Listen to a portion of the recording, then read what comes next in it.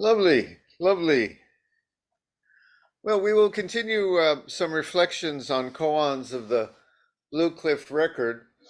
The Rinzai folks, when they sit zazen or in their practice, they sometimes take a single koan or a phrase of a koan or even a word or sound of a koan, and they will pour themselves intentionally into that. And most Dharma talks will tend to focus on one koan at a time. And those are all good practices, but Master Dogen also, in his teachings, would tend to take several koans and see, shall we say, the resonance, or how they echo on each other, or what they all have to teach us together. I think the Blue Cliff record, when it was put together, the editors must have thought that these koans kind of fit together in a certain, shall we say, in little groups, little families of koans. So I think it's lovely sometimes just to see what will happen if we look at several koans, and if there's a lesson that comes from all of them dancing together. And that's what we're going to do today. This is the second group of Blue Cliff record koans we've looked at. We looked at some last month. These this week are really some lovely ones. I am going to take them a little out of order, however, just my own personal preference, and see what we see. Let's begin with number 9. A monk asked Chow Chow, "What is Chow Chow? Or who is Chow Chow? Or where is Chow Chow? How is Chow Chow?" And Chow Chow replied, "East Gate, West Gate, South Gate, North Gate." Now, most of these koans, have a little humor in it, a little pun or double entendre meaning. And in this case, Chow Chow is also the name of the town where Chow Chow was located, because monks, abbots of monasteries usually take the name of the monastery, and the monastery sometimes takes the name of the place. So Chow Chow is both a person and a place here. And it's an image of a busy town where things are coming and going out of all the gates of the town. Perhaps it's market day. Perhaps it's election day, and everyone's rushing to vote. I'm going to talk about, without getting too political, I am going to touch on the crazy American election a bit. But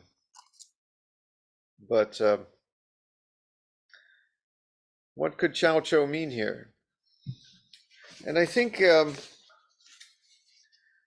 for a Zen teacher, the lesson would have to be something like, this busy world is rushing about all our busy day, things coming and going. Places we have to go, we rush out of the East Gate to do one thing. We rush into the North Gate to do another thing. Some good news comes in the South Gate. Some bad news comes in the West Gate. This is our day, rushing about. All things are happening. Busy, busy. Places to be, people to see, as I sometimes remind folks.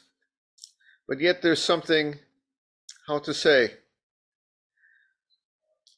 still and unchanging, even amidst all the chaos. This is our lesson of emptiness, All the dance of this world still has something, shall we say, always present. I like that better than unchanging. Unchanging or still gives an image of something solid. We're fine with the busyness and the dance because it's the unchanging change that we are. The unchanging change that we are. That unchanging change is maybe another way to express emptiness. It's the great dance that you cannot nail down. A dance that freezes and stops is not a dance, right? It's an empty dance floor. when the dance is flowing, changing, pieces moving, then the dance is present, though you cannot nail it down. You can't stick it to a wall. You can't capture it in a single photograph. There's something about this world that is our life, that is this unchanging change, or this changing changeless. And that, I think, is what Chow Chow is referring to as the busy city here. He also refers to his own senses, probably. We think of the senses, the skandhas of the body as kind of like gates. You have the eye, ear, nose, tongue, body, more than 4 actually, and mind, so 6 gates. But things are always coming in and out of our senses, in our eyes, out our mouths, in our ears. Our hands are always reaching out to do things. And then our mind is the busy downtown inner city where it all comes together like that. And I think Chow Chow is also saying that there's something, this, shall we say, solid ground is, I don't like that word solid so much, but this ground, clear ground that is always present, even with the things rushing back and forth. Now, this is our lives. Today I was late for Zazen because we had a little confusion, scheduling issue, car issue with my wife and I had to get my daughter to school for a special event. And then John came and I said, oh my gosh, John, you start the Zazen. And I said to you guys, you start sitting, because I had to get to the school, but then my wife was able to get my daughter. Oh, it was chaos this morning. Our lives are this chaos, and whatever happens is the stillness of Zazen. This is why when we sit Zazen, of course, there is no other place to be, no other person to see, nothing more to do, nothing to change, It's our chance to realize the quiet and stillness of Zazen, the solid, always present ground that's not really solid or still. It's our chance to realize this as we get up from Zazen and get back to the busy, busy, busy. All the things in our chaotic world are just the same too, We think of them as just chaos, and I don't know where the idea came in Buddhism. One moment, I'm going to enjoy my tea for a moment.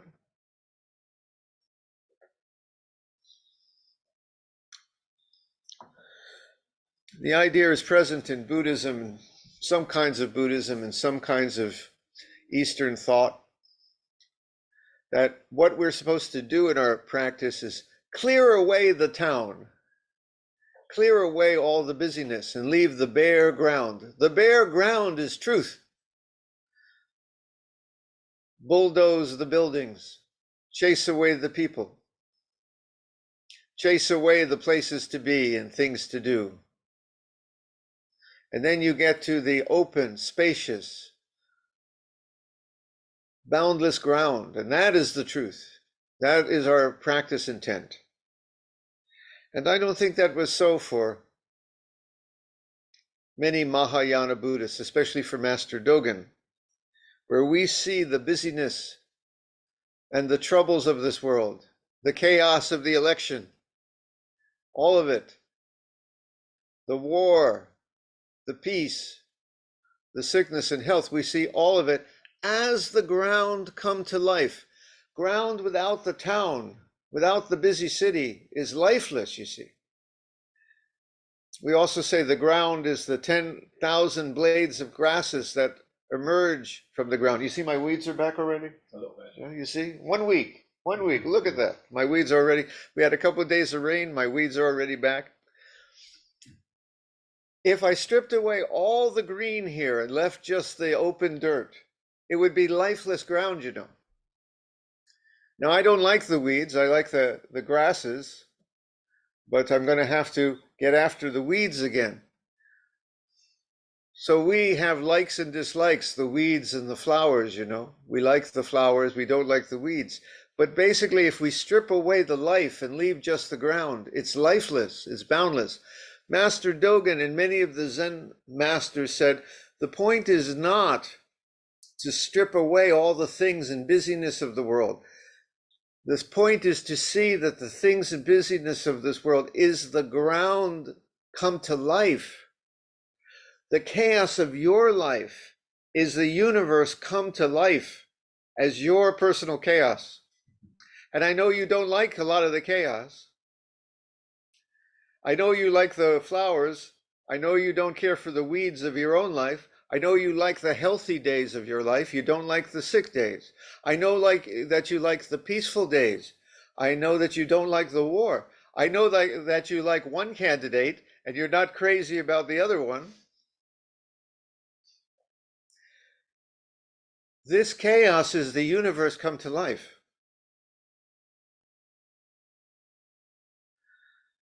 Our job, of course, like tending the garden is, I will still pull the weeds.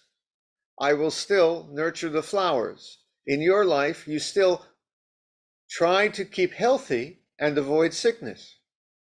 I know that. You still try to make peace in this world and stop the war. You still try to make beauty and avoid the ugliness. You still, I want to be very careful how I phrase this, because I don't want to give a political endorsement.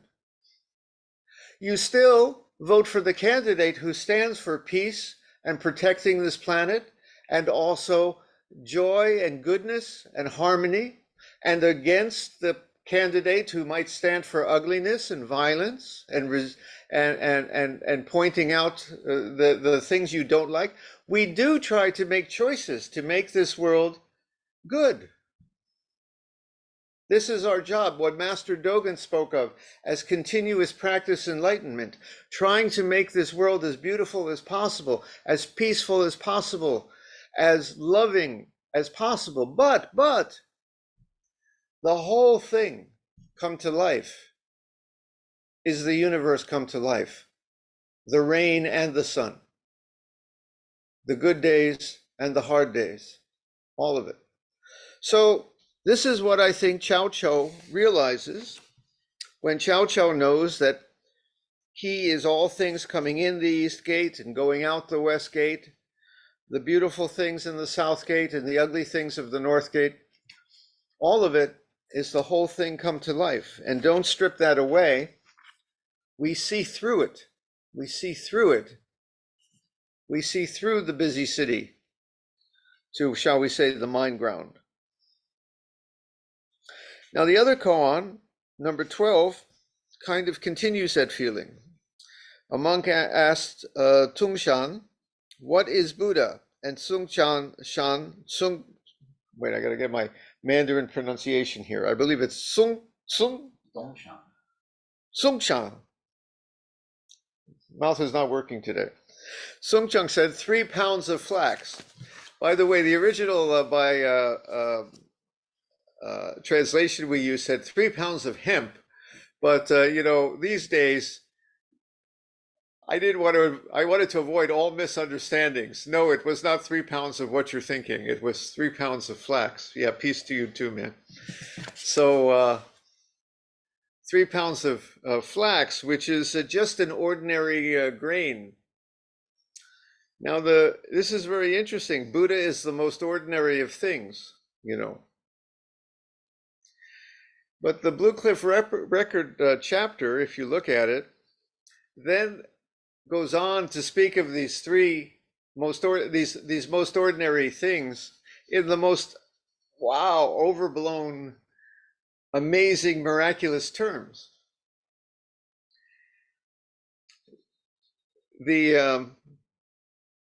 I think what the teachers there were trying to get is 3 pounds of flax means 3 ordinary pounds of grain, or 3 ordinary, the most ordinary things in the world, but they're not ordinary at all. Oh, yes, they are completely ordinary, but not at all. They're miraculous, the most ordinary of things. I could have put here, I don't know, let's see, Bjorn's putting on his eyeglasses. I could have said, what is Buddha? Eyeglasses. What else do I see here? What is Buddha? Dirty windows. We have our amazing window artist here. What is Buddha? My bad back.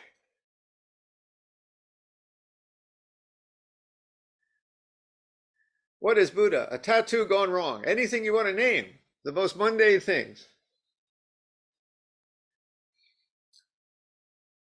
But they're not ordinary, you see. Yes, they are completely ordinary. Completely ordinary. The lug nuts on my tire, completely ordinary. The coffee stain on my shirt, completely ordinary. And yet, it's that same, the whole universe come to life and everything. It can even be the ugly things, you know, the famous, what is Buddha? An old shit stick. What is Buddha? Garbage can lid. I got in trouble. I found, I was looking at a previous election. This must have been maybe 2016. And I did this a few years before, and I got people so angry at me. I did this in right after 9/11 too. One day here, and I spoke about this with my teacher Nishijima, and honestly, I don't know if he was crazy about me doing it. He thinks, you know, many Japanese think if you're going to put a picture of Buddha, it should be a picture of Buddha. One day on the altar, I put a picture of who did I put? On the altar, I put Buddha in the middle, Osama bin Laden on the left, and George Bush on the right. And I had folks come in right after 9/11, and I said, we're going to have our ceremony. There on the altar is, this was like 2 weeks, or no, 2 days after 9/11, something like that. And I put Osama bin Laden and George Bush on the altar, something like that. And then the other election, I put, who did I put? I put Donald Trump on the altar and the other candidate at the time, who was it, John Kerry, whoever it was, I forget now. And we had our ceremony, and everyone was, I said, now we're going to bow, because you have to realize it's all Buddha. Your job is to see through the beauty and the ugliness. And it's one of the few times I've actually had people walk out on me at you know, it was like a bad comedian, and a guy, I can't take this, and walked out of the room. I'm not bowing to these people. I'm not bowing to this candidate, or I'm not bowing to this symbol of hate and violence, right? I understand their feelings, but understand what I was trying to say too. The ground is all of that, the beauty and the ugliness, the violence and the peace, the killing and the saving of life is the mind ground. Our job, of course, is to nurture the peace. Our job, of course, is to stop the war. Our job, of course, is to protect the innocent and to stop those who would kill the innocent. Our job, of course, is to make this world a world of love and cooperation, where people, the hungry, are fed, not to nurture the dictator who might abuse the people. Of course, that's our job, but our job is also, as Zen people, to see what is shining through all that. That is 3 pounds of flax. You can't say it's only the 3 pounds of flax I like, but it's not the 3 pounds of flax I don't like. Our job is to see that the Buddha shines through all the things of the world, both the beauty and the ugly. As the saying goes in the Xin Ming, other places, our way is beyond attractions and aversions, likes and dislikes. Put down your personal preferences and find the light that shines through, And those likes and dislikes include the candidate you don't like and the candidate you like, the dictator you don't like, the violent killer you don't like, the cancer that affects your health that you don't like, the ugliness in the back alley, all of the ugliness and the beauty. Our practice is to see through it all, not only the parts we like. And then when the light shines through, you see that what foolish children we are, behaving in this world like children in a kindergarten, fighting and hating each other, hurting each other. Have the wise eye of, shall we say, the teacher who stands over it all and sees. Children, stop fighting. Children, be good. Until we learn that, this world, unfortunately, is going to be a bit of a mess. But we can see that it's all this universe come to life. All of it. All of it. The kindergarten that is our world. We think we're adults. 8 billion of us on this planet. We're children. All of us. And the kindergarten of this world is the children playing, the children throwing their toys, the children having tantrums, the children crying, the children falling down and getting hurt, the children smiling, the children doing their beautiful painting, the children putting their toys away and cleaning up, the children leaving a mess. The kindergarten holds it all. And you need to be the wise teacher who sees through all that and goes, oh, they're just children. Let's clean this world up, leave it better. But the point is not to shut down the kindergarten. The point is not to chase out the children. If you chase out the toys, knock down the walls, that's not the truth. The truth is what shines through all of it, you see. So this is 3 pounds of flax, and those 3 pounds of flax are the most sacred, wondrous dance that the whole universe is dancing. Like that.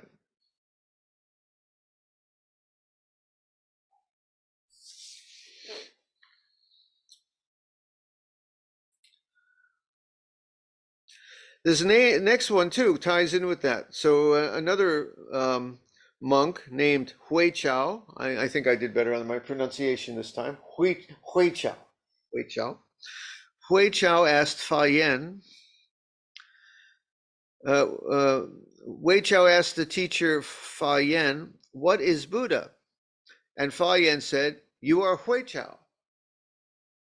And Wei Chao, of course, said, I didn't ask who I was, I asked who is Buddha. But we can all see what is here. Wei Chao could have asked the teacher, oh, look, John, we have a visitor. Making a little beetle is making its slow way across my floor. Buddha has come here too. Hello, little beetle Buddha. I'm not going to disturb it. It's got places to go and people to see, apparently. So you could have said, Wei Chao could have asked the Fa Yen, what is Buddha? And Fa Yen said, you are Hui Chao. You are 6 pounds of flax. You are the lug nut on Jundo's car. You are Osama bin Laden. You are the greatest peacemakers of this world. You are the city coming in and out, North Gate, South Gate, West Gate, East Gate. What is Buddha? Yes.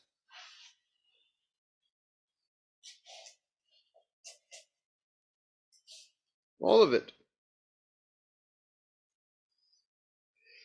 It's amazing, the little beetle, that little, so slow, but he's already quite far across the floor, just as I said those few sentences. Huh? They really do get going.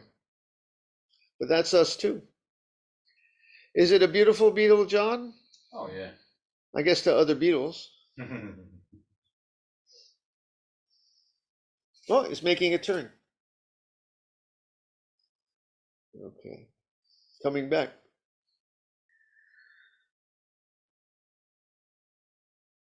So what is Buddha? Buddha is all of it, you see. All of it. The point is not to shut down the show, but to realize that it is all of it. We had another example, another one I like to use from time to time. It's one of the, I guess it's kind of, I haven't found anyone quite use this one, so I will claim it as my own, but probably other people have said the same thing. But our life is something like being characters in a film. And the film, like most films, has scenes of love, scenes of anger, scenes of war, scenes of peace, scenes of beauty, scenes of ugliness and conflict, like that. Most of us in this world don't realize that we're kind of characters in this film, and we take it for real. So we really fall into the anger and the hate and the beauty. This film has gone on, at least in this theater, for 13.8 billion years.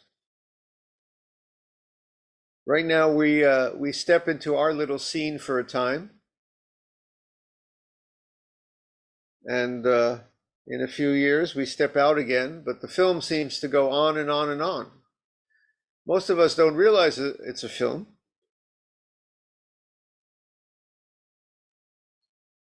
Today it's a rainy day film here in Tsukuba. We have a typhoon coming through, or what's left of a typhoon. Tomorrow will be a sunny scene, I guess. Film is always changing scene by scene by scene. We come on for a time. We're there for a few years.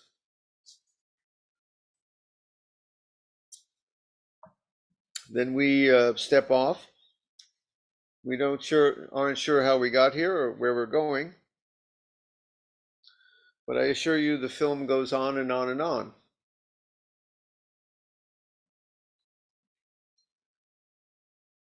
Unfortunately, people get caught up in being in this film, not realizing what it is. So they get caught up in the sadness and the anger, as well as the happy times and the times that please them. They try to get more and more fame and power, money. They try to get what they want. They are filled with resentments against other characters. Some of them, like that Osama bin Laden fellow, tries to kill other characters to get what he wants. It's all in this film. So sometimes the lesson came in Buddhism and other teachings that it's all hopeless, this film. What we need to do is turn the lights up in the theater, kind of stop the projector, and just realize the bare light on a white blank screen. It's all just been light on a screen. And when we realize that, we've realized truth, because everything that happened in the film is a kind of obstacle, a kind of cloud that prevents us from seeing the truth, the pure white light, the open blank screen. There are Eastern teachings that say that, that's Brahma, that's the Godhead. It's just this pure white light where all the separation has vanished and there's just wholeness and peace. And our job is we want to strip away all the chaos of this world and realize the light, just the light, like staring into that light bulb over my head. Just realize that's the truth. Yeah, everybody looked up, I know, at the same time. 5 people looked up. Looking at the light. The light is the truth, and what it illuminates in this room is how to say, distraction from that. We want to realize the truth like that. Some teachings. That's not our Soto Zen way. Our Soto Zen way is to realize that light. That light really is a real thing. That something that holds it all together, beyond the divisions, beyond the broken pieces, beyond the passage of time. The screen is kind of timeless, even though time seems to pass in the film. The screen is just there and there and there. The screen is timeless. It's true.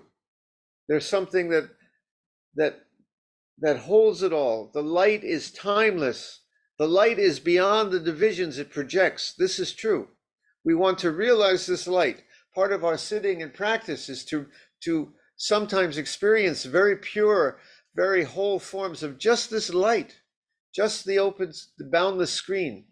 We want to sometimes have a deep and profound sense of that.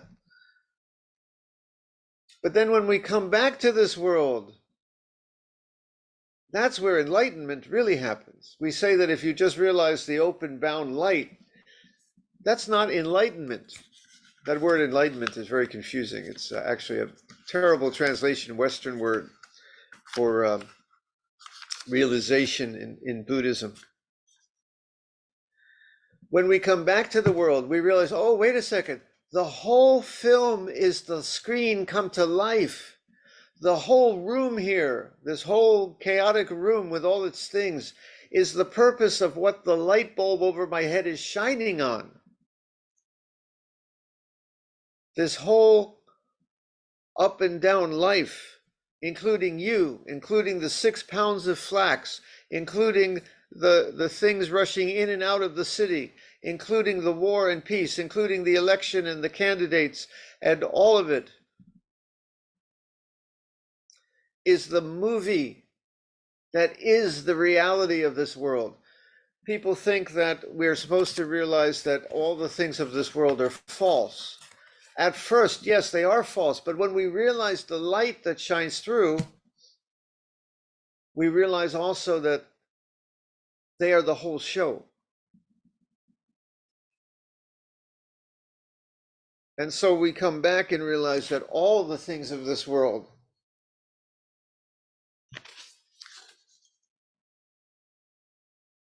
are what gives it life. That being said, again, now that we see the light shining through all the beautiful and broken pieces of this world, now that we see the light shining as all the war scenes and love scenes, now that we realize we're kind of just characters in a movie, let's make it a nice film, a nice story, as best we can. Let's make it a world of peace, not war. Let's make it a world where there is not hunger, where the children are fed. Let's do that as best we can. But it's all the light. I sometimes think it's as if the universe cast us here and said, okay, here you are on stage. Let me see. Lord, that was a little too, let me see. Let's see. How's that? Let's see.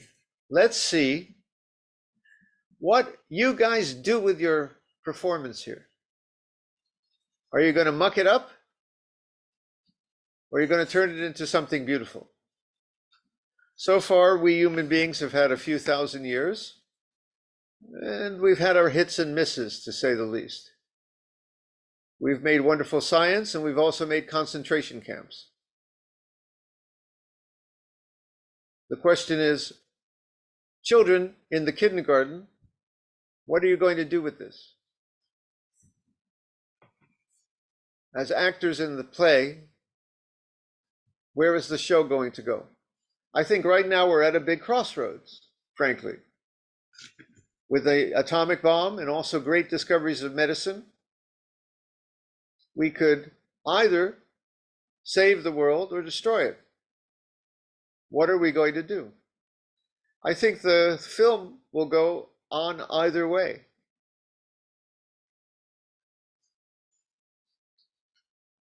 Oh, and now a little fly has come. Hello, little fly.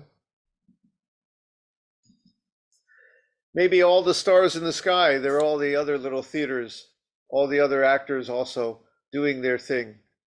And if we muck it up in this one, well, someone else's show will go on. Someone will get it right on another star in the sky, far, far away. Somebody has, some civilization has a choice, I think. They'll get it right. I'm getting off into my own personal beliefs here a little bit, but I actually think that. I think the universe is doing all these little experiments, each one of us individually. What are you going to do with your life? This is karma. Are you going to muck up your life? Are you going to fall into alcoholism, addiction, violence, hate, jealousy? Or are you going to make a good show of your life, filled with love and caring and people around you who care, and making this world a little better and bringing some beauty into it? How are you going to play your part in the show? That's number one. And as a society, all of us, are we going to make this a beautiful planet, or is we going to make this one we destroy? Up to all of us together. But as they used to say, the show will go on. I think the stars are filled with other sentient beings facing similar choices. Anyway, let's get back to this one. So you are Buddha, you are the whole show, you are the 6 pounds of flax, you are the beauty and ugliness and all of it. Our point is not to strip away the show, but to realize that the light is coming through and is coming to life as all of it.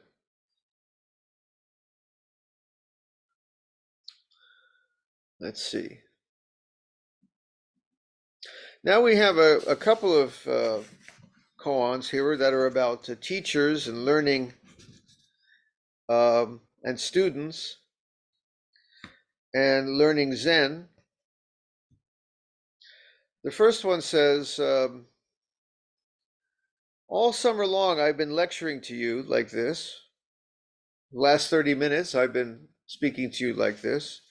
See if my eyebrows are still there. That's a koan that says, means something like, have I been fooling you? Have I been speaking the truth? There was an old Chinese saying that if someone's basically deceiving someone, their eyebrows will fall out. I see some of you, yeah, some very good eyebrows, and I'm looking at you. Boy, we're a sangha of people with good eyebrows. I'm looking around here. So nobody's eyebrows have fallen out. I don't know about me. So it's the teacher basically saying, how did I do for the last 30 minutes? And there were 3 answers here. First guy says, that guy has no courage. Why does he have to ask for people's opinion? The second guy says, oh, your eyebrows grew longer. You're doing great. Third guy says something like, oh, it's just a puzzle.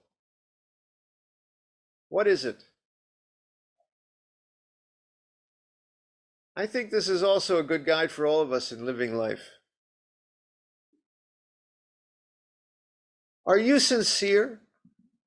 Did you try to do a good job? I think that's more than half of it. And then the part is, whether you did a good job or not, it's hard to say. Look at an artist painting a painting. Is the artist just trying to turn out something to sell, or something half-hearted, or just doodling? Then I think it's not really an artist. If you are sincere in what you do, if you are trying to do your best, that's most of it. That's most of it, at least for you in your heart. You try to live sincerely. You try to live with dedication. You try to live in a way that does a good job. Then some people will like it. Some people don't. Some people will feel halfway. Look at, for example, we had recently, they're launching all these rockets. Some of them explode. Some of them make it. Right? I feel sorry for the engineers sometimes when the rocket takes off and they've worked on it for years and years, and then it gets up in the air and boom, all for nothing. That's the way things are. But the engineers, were they sincere? Did they try to do a good job? That's all that matters. Sometimes you win some, you lose some. This was Master Dogen's view of practice enlightenment too. You be sincere and try to do good practice, making peace, bringing beauty in this world. You'll win some, you'll lose some. Some people will appreciate it and think it's beauty. Some people will not. You paint your painting. You make your film, your little film.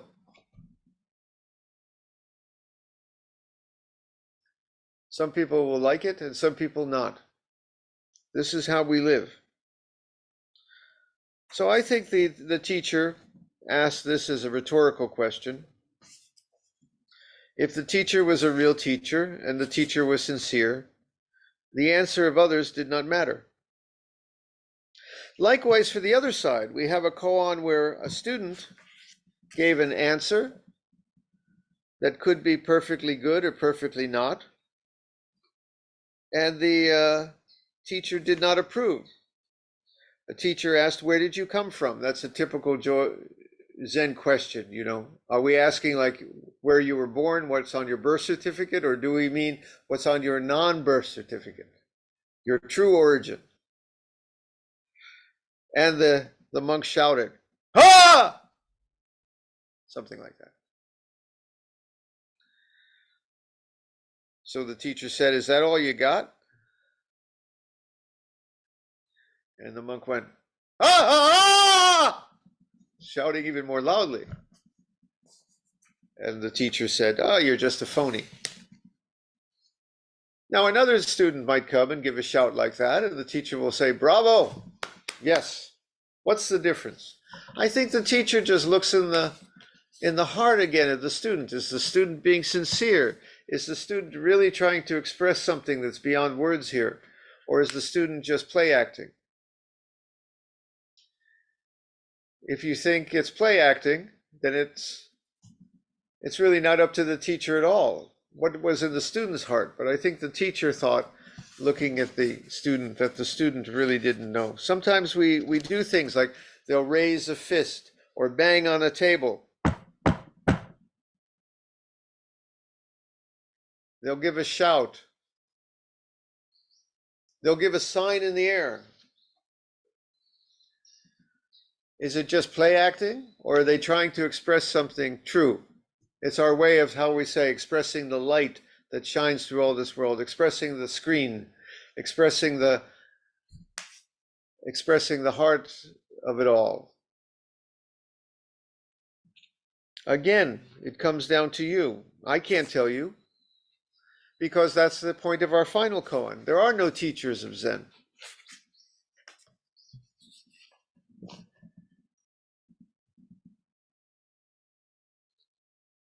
So the final case, number 11, is, all you people are eaters of junk food. You travel around here and there, come to all these zazenkai. I see some of us have bookshelves filled with books on Zen. We read all these books, trying to find the answer, right? It's just junk food. Why do you come here, John, wasting your time? What are you looking for? So the teacher said, notice the teacher said, and by the way, the rest of the Blue Cliff praises this guy as a fantastic teacher. Zen always has this double entendre. And the teacher says there are no teachers of Zen in all of China, in all the world. So a monk asked him, well, wait a second, what about all these famous places with famous teachers who lead communities and organize Zazen sittings? And why are you sitting here? And who writes all those books? What do you mean there are no teachers? And the teacher said, I didn't say there is no Zen. I said there are no teachers.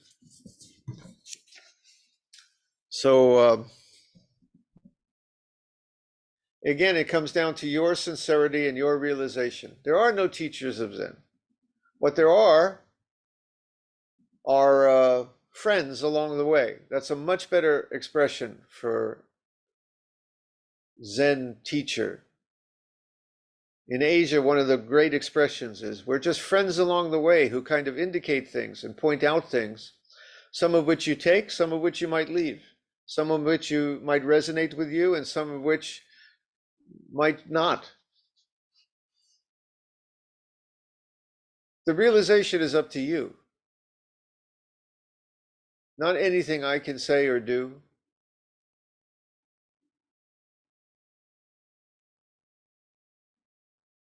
And then when you give your shout, if you're sincere and it actually represents realization, it will be a real shout.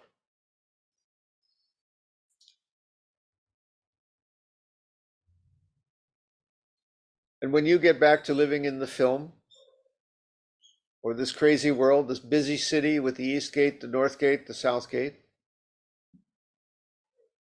you'll know yourself. Not anything anyone else can say in any little talk or book or anything like that.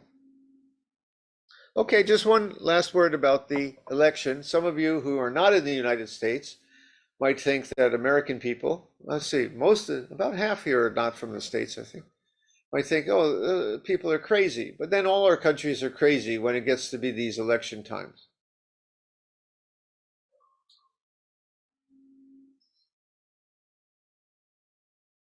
I don't know who wins the election or who loses the election. I don't know if it's going to change the world, really fix all our problems. I doubt it, whoever wins. But I do hope that we go in a direction and continue to do so in this little film that we're living, where we do make the world better, more peaceful, avoid the war, clean up the problems, feed the hungry. So if you haven't voted and you are at a place in the United States where you can, please do vote. It makes a difference.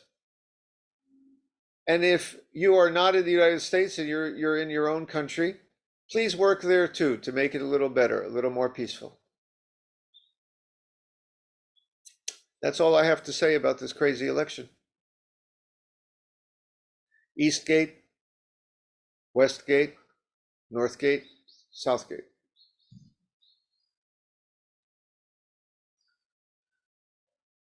Okay, that was it. Any questions or complaints?